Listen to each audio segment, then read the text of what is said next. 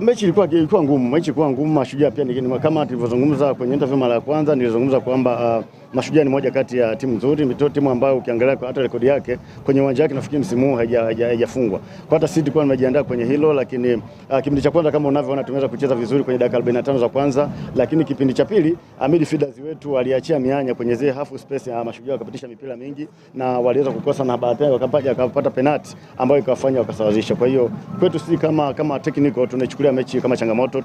Tumeweza kuona yale makosa yaliyojitokeza. Tutarudi kwenye eneo letu la kufanyia mazoezi kwenda kufanyia kazi. Naamini kabisa mechi inayokuja tutakuwa tumejiimarisha zaidi kwenye katikati ya kiwanja.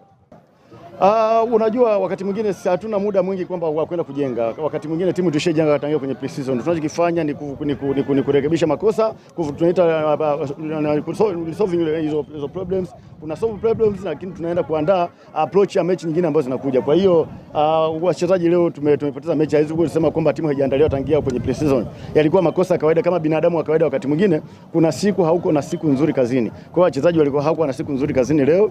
Tunashukuru kwa hicho ambacho tumekipata. Kikubwa ni kwamba acha turudi na bahati nzuri. Tulikuwa na majeruhi wengi, lakini wanaendelea kurecover na wengine wanaweza kurudi kikosini. Kwa hiyo kwetu sisi bado tunajipanga kuhakikisha kwamba tunaweza kusogea. Pointi moja imetutoa tulipo, tumeongeza pale juu. Kwa hiyo acha tupambane. End of the day naamini kabisa malengo ya club, malengo ya management tuliojiwekea kwa msimu huu yataenda kukamilika tu. Mpango wako kuelekea kwenye ligi ya Muungano sasa? Mpango unakwenda vizuri. So kama unavyozungumza, ukiangalia wachezaji tumetumia wachezaji kama 18 hivi, lakini tumesajili wachezaji karibu 30. Kwa hiyo tutakwenda kwenye kombe la Muungano. Nafikiri tutakuwa na muda mwingi kukaa hapa, inabidi tuondoke moja kwa moja Zanzibar.